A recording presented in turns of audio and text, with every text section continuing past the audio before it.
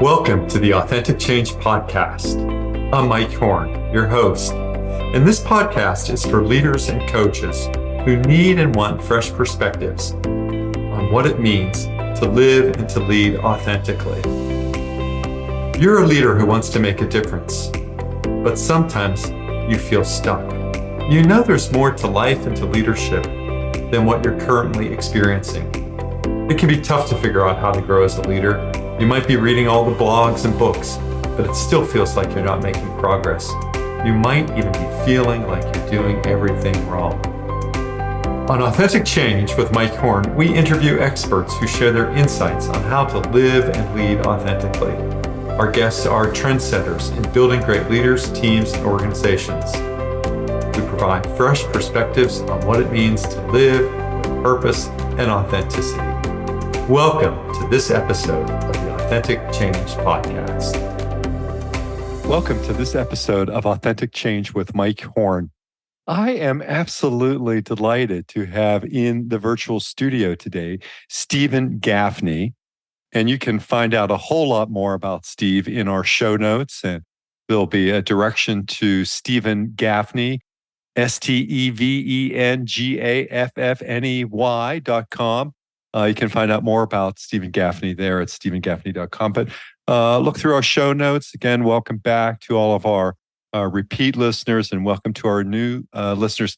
I am so excited that Stephen Gaffney is here because his new book, Unconditional Power, Thriving in Any Situation, no matter how frustrating, complex, or unpredictable, would be right up the alley for many of you in the listening audience. You've got that client who is frustrating, complex, unpredictable. And let's take it from there. Some of you have been my clients, and we've walked through and we've coached through those situations. But let's talk a little more about Stephen, since he is our main focus today, Stephen Gaffney. He is an expert on creating consistently high-achieving organizations. CHAO, C-H-A-O, almost like CHO for our friends in biotech, like Chinese hamster ovaries. But this is CHAO, C-H-A-O, including high-achieving teams, honest communication, and change leadership. With almost 30 years of experience, Stephen Gaffney, CEO of the Stephen Gaffney Company, has become the go-to person and trusted advisor for countless top leaders and executive teams from Fortune 500 companies and associations, as well as the U.S. government and military. He is a highly regarded author and sought-after speaker. Now, I'm going to let Stephen Gaffney take it from here. Stephen Gaffney, again, welcome. Why don't you tell our audience about who you are? And I can't wait to dig into your new title just released in September, Unconditional Power, Thriving in Any Situation. Stephen, welcome. Thanks for having me, Mike. And you actually did a great job on my bio, so I'm not sure where else to go with that. So we can just jump right into the book, Unconditional Power, because it's based on the work that I do. You know, a lot of people write books, you know, they write it and then they talk about what they've written. This is the exact reverse, and it's true about all my books. It's based on the work that I've been doing with organizations and do with organizations to make them high achieving. So this book, Unconditional Power, which I'm really excited about because it's all about how our mood impacts our productivity, but then what to do about it. For example, have you ever noticed that when you're in a good mood, you're smarter? And I don't mean just you, Mike. I mean, we all are, right? We're smarter. Oh, yes, I agree. Yeah, for sure. And it's same kind of intelligence, but you have a problem and you're in a good spirits, somebody throws you a problem, you're like, hey, I got this handled. But if we're down or we're lacking sleep or we're stressed or whatever, upset, and somebody throws us a problem, we're like, oh my gosh, here we go again, So that's about what to do about it. And how can you be in a good mood on demand rather than by accident? And really, just as important, what do we do about other people? So morale really matters. And how do we actually, change that, make sure that people are in good spirits? What can we do to make that happen? And that's what the book is all about. Oh, that's great, Stephen. And there are lots of ways to go with that. I mean, we could think about creating places where people do their best work, great places to work. We could think about that. We could think about... Well, can I say something about that? Yeah. So, yeah, I know there's all about the great places to work and stuff like that, but here's the bottom line is, depending on, stockholders or stakeholders or whoever, I mean, they're judging on achievement. So it's great to have a nice place to work, but the bottom line is, are we producing results? So this book isn't just about having people be happy coming to work. It's about how to actually impact that so they're more productive, but more importantly, or maybe as importantly, but critical, is about achievement. So one distinction I want to throw in there is this idea of high performance versus what I advocate is high achieving, consistently high achieving organizations. The problem with the word performance is it can be confused with hard work. That's where we push on somebody and they go, "What do you want me to do, Mike? I mean, I'm working really hard." And your response is, that's not really the problem. It's about achievement. So it's good to have good places to work and all this other stuff. But the key is, are we achieving and are we producing the results? And if not, what can we do about it? And that's, again, what the book is about, which we can get into. I don't want people to feel they're just talking about the book. Let's get into some content and we can go into exactly what to do about this. It's an interesting, couple of interesting ideas. I wasn't going to head to the great places or the create a best place to work area. What I was more directed towards, Stephen, was this idea around mood and mood elevation and being around, when you're in a better place, you make better decisions. Of course, what I think about is integrity, and I think about congruency, and I think about how when words and actions, and even better, when thoughts, words, and actions align, you generally are in some state of congruency. Maybe it's a flow of some kind. And you're generally what I would describe as happier. And all the social science research is pretty clear on this topic that we enjoy being around happy people. Now, what say you on all that, Stephen Gaffney? I think all that's important.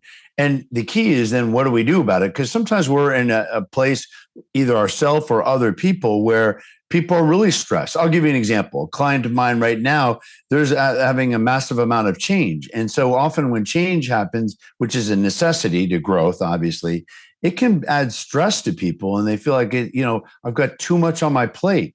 Well, if they're really stressed and they come into a meeting and we're like, okay, let's cover this new marketing plan or this new direction for business, people will often be like, oh gosh, here we go again. So what do we do about that? So I'll give people an example of what I mean about what we can do about that. And that is intentional disruption, where you feel people going in a negative place and you would intentionally disrupt that pattern to go in a better place. So a good example is when somebody's complaining, we just might say, what would you suggest? What would it take for you to agree? Or can you live with it? The idea is to intentionally disrupt that pattern. Does that make sense? Yes, disrupting patterns. Sure, that helps to produce change and prompt change, right? Yes, they do. And what do you do from there? I mean, what's the what has to happen in order to make meaningful, lasting change? Well, what's important is to say, if you redirect people, so that's what would you suggest? What would it take for a degree, or can you live with it? 3 very important questions. It can make a huge difference in their lives. So if people go, well, we don't have enough resources, or I can't get this done. Well, what would you suggest? It actually alters people to be more in a solution-oriented conversation. And that's what I mean by that. Another way to do this is also in the book is all about reframing, right? And the idea of is, how do we look at a situation? And there are 3 types of reframes. We can reduce the frame. It would be an example of one of the 3, where you're taking a complex problem, but you make it simpler so that people are going to move out and feel like they can get something done. For example, Mike, have you ever been in a situation where it's like, just seems so insurmountable? And it is really complex. And it's like, where do I go from here? Or maybe you have a good vision, but you're wondering, what can other people, how do I get other people moving on stuff because they feel like it's too complex? Well, if we can simplify the issue and get people moving, that's a good example of what I'm talking about, is saying, okay, look, there's a lot of things we got to do, but let's just focus on these 3 things first. That would be an example of reducing the frame. And what are there 3 things, or was that just an expression? Let's focus on these 3 things as a way of creating a leadership foci?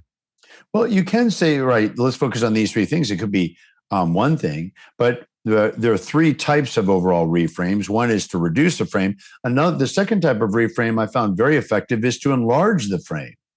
I see this a lot with organizations where they get into being framed as like the police, and policing organizations are telling why people can't get something done instead of saying how could we get it done. So I've worked with lawyers and HR professionals where when it's a problem's coming at us, to not just say no, we can't do that. A better thing is to ask somebody, well, where are you going with this? What do you want to make sure gets done? What would you like to do? What's the third one? You talked about reducing and enlarging. What's the next part of reframing? You change the frame. You create a whole new frame. And I'll give you a good example of that. I was working with a company that was doing some work for me, and they were taking a while. And so I said to them, this is in July of 2020 as an example. I said, well, how long is this project going to take? And they said, Mike, it was going to be done in November. I was like, oh my gosh, why is this going to take that long? And so I said, given that I ideally would like it done in 4 weeks, in a month, what would need to happen? I didn't say it had to happen. I said, given ideally I would like it done within a month, what would need to happen? Well, credit the company. They came back with a specific list of things that if I could agree to it, they could get it done within a month, and they got it done within 6 weeks. The point here is, instead of going back and forth and judging and whatnot, it's just like create a frame of what we want. How about this? You're not getting along with somebody. We're not getting along with someone. You could say, well, tell me, given that ideally would like us to get along well or move better, what can we do? In other words, create a frame around what you really want to happen and ask that question and redirect that energy. That would be a good example of what I'm talking about. So very often, I find the reason why people look at it in a disempowering way is the way they're viewing the situation. Another example on changing the frame would be when you have a problem. You say, well, what's the opportunity in the problem? I believe that all problems there's opportunities inside of them. But the question is, what do we focus on?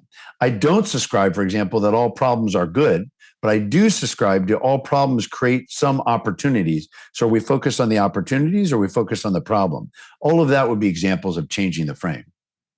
Now, what we know about unconditional power, thriving in any situation, no matter how frustrating, complex, or unpredictable, is that it's a book that helps guide the reader through practical methods to tap into inner power at a moment's notice. How does one do that, Stephen Gaffney? Well, into their own power, you mean? So along the lines of what we're talking about, right? So in the very beginning of the book, which we got ahead of ourselves, we're saying about the challenges. So what I found out and what had me write the book was I found out there's three types of moods. There's the powerless mood, and that's the mood where we feel like, what difference can we make? We're only one person here. Then there's a conditionally powerful mood, and that's where we recognize we do have power, but it's conditional on other things. That's where we might say, Mike, I can get that done as long as somebody does this, as long as somebody does that, as long as I have more resources, as long as I have money, as long as whatever the case may be. But the desirable mood is to be unconditionally powerful. Unconditionally powerful means that we recognize there's conditions, but we spend 100% of our energy on what we're going to do about this.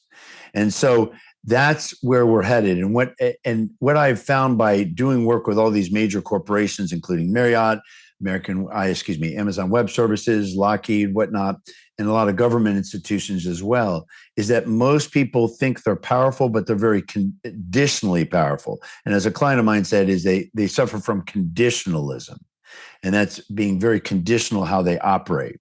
And so this is about being unconditionally powerful. So if we want to look at kind of the mood thing, it's not about happy, sad so much. It's more about being unconditionally powerful.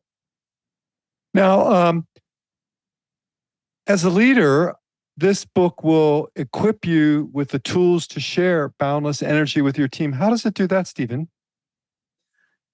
Well, it does it by getting people to move into the unconditionally powerful state. So another strategy to kind of, because I like to give people things to think about, is to make the unaware aware. What I have found is when people recognize, through this distinction, they automatically become more unconditionally powerful, because nobody wants to be powerless. I mean, nobody says, yeah, I love being powerless, or I love being conditionally powerful. They might have not thought of those words, but once they're aware of it, nobody likes to be in that desirable state of mind. We all really want to be unconditionally powerful. So having people be aware of it.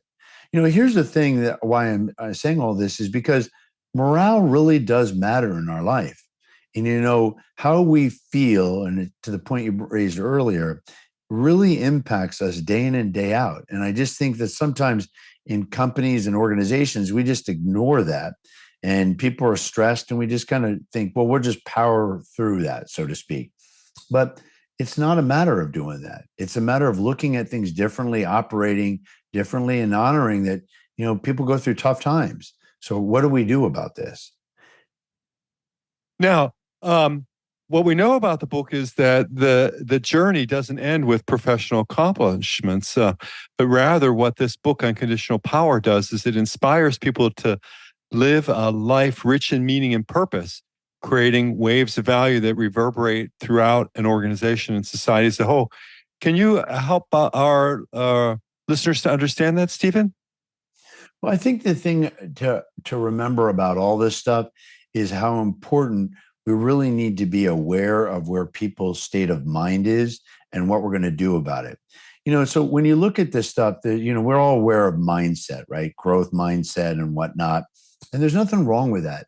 But I think what it's missing is kind of the emotional compelling part of it. People make decisions on emotions and they justify with logic.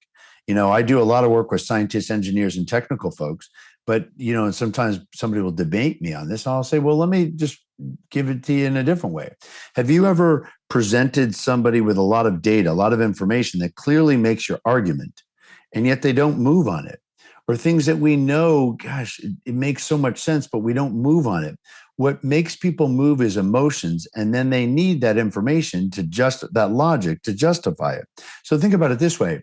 You go to the store, you buy something that maybe you didn't plan to buy. You're driving home and you're thinking about, well, I needed it. I work really hard. You're justifying that decision you already made. Now, if you can't justify it, you might take that product or back, right? Or, return it. So you do need information. I don't want people to think it's all about emotions, but it's really important to pay attention to the emotions and even our own emotions, right? And as leaders, and I work with so many leaders, they get stressed out and, and thinking about, well, as I said to them, you got to take care of yourself. You can't take care of other people if you're not taking care of yourself. So it's our own emotions and other people's emotions and all that stuff. I don't mean to make the book all about emotions, but it's about just understanding people can feel powerless, conditional, but the desirable is to be unconditionally powerful. Right. And in this book, Unconditional Power, Thriving in Any Situation, no matter how frustrating, complex, or unpredictable, many of the topics that you describe, the actions that you recommend or suggest or inspire, says that part of the most exciting part of this book is that you can achieve or attain extraordinary results at breakneck speed as if merely flipping a switch. Can you say some more about that, Stephen Gaffney? Yes. So the idea of flipping a switch, what it is it makes it so it doesn't take a lot of time. So, for example, think about it this way: if you're feeling down, but then something, let's say the reverse happens, and something good happens, you can just change your spirits pretty quickly. And so it is like flipping a switch. So then the question is, how do we switch on the power or unconditional power? And I don't mean to be kind of cutesy here or have people say, but it is like we can do things fast. I do a lot of work on change, and there's so many things I like to debunk about change. But here's one of them that relates to what we're talking about, because we're talking about changing our mindset, changing our perspective and whatnot. That people say change takes time. It's just not true. Change can happen in an instant when we really want it to. The question is, do we really want to? So when we're working in organizations and somebody isn't making a change or we're not making a change, sometimes we give ourselves or other people permission and say, well, it's just going to take time. But my experience is it doesn't have to be. And a great example of what I'm talking about is during COVID, right? You think about how many organizations were dragging their feet on the idea of a remote workplace, but suddenly when they had to, they made the change. And people, when they had to be productive at home and making these changes, even though it was, difficult, very difficult, challenging times, people made it happen. So I say this because you don't have to wait for other people to change, and we don't have to wait for ourselves to change. Change can happen in an instant. So it's like flipping that switch. And that's what I say about, unconditional power and breakneck speed, because you can really move this fast and make a huge difference now. And as people do that and they embark on this adventure of unconditional power, I think they get ready to unleash their personal power revolutions. So Stephen Gaffney, StephenGaffney.com, just as we begin to wrap up and bring this amazing episode to conclusion, what are two pieces of guidance or two pieces of wisdom that you would offer to our listeners around unconditional power? Well, what first thing comes to mind, or another thing comes to mind, is how important belief is. When we are feeling skeptical, when we don't believe something's going to happen, it really does impact our behavior, which is a form of mindset, you could say. And so we have to look at our belief. For example, do we really believe we are unconditionally powerful? So, a good example of what I mean by that is, I've found that there's several characteristics of when we're in that state, but one is the belief that anything is possible, because we can really make almost anything as possible. And, I often say to people when they say, well, I don't know that it's possible, I'll say, well, think of a problem right now you're having. And if you say it's not possible to fix that, what you're basically saying is 8 billion people live on this planet. Am I so arrogant and egotistical to believe that I have discovered a problem in which nobody can solve? The reality is, no matter what we're faced with, the down market and up market, scaling, all kinds of issues that can present us, maybe business, but also at home, somebody else has walked in our shoes and probably figured out the answer. The key is anything is possible, and we got to go find it. The second piece of kind of thing I want to leave people with is the value of appreciation. One way to change somebody's day and change our day is when we appreciate our blessings that we have in our life. I'll talk to somebody and they go, we're so busy. And I'm like, well, that's good news, because what happens to businesses that are not busy? They no longer exist. So I'm not saying it's all great, but be thankful for what you have. And so that's a matter of appreciation. And I find that people could be a lot more appreciative, not only obviously what we struggle with, but also appreciating other people. And in the book, there's like these two characteristics of what to do. And one is to be specific and results oriented when we're being appreciative, but not to overcomplicate it. But the point is to appreciate people. Well, those are two great points and two great pieces of wisdom is the belief in possibility, anything is possible, and the value of appreciation. And I think you can find more of this sagacity, more of this wisdom in Stephen Gaffney's new book, Unconditional Power, Thriving in Any Situation, no matter how frustrating, complex, or unpredictable, just out in September of this year. So 30 great ratings as of today on Amazon. So everyone, please thank you for listening to Authentic Change with Mike Horne. Stephen, thank you. Thank you for having me, Mike.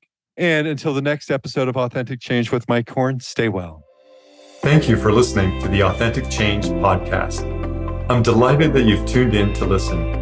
Please visit the show notes for links to topics discussed in today's podcast. To download a free ebook on authentic change and leadership and to subscribe to my newsletter, please visit mike-horne.com. Once again, mike-horne.com, mike-horne.com. Once again, thank you for listening to the Authentic Change podcast.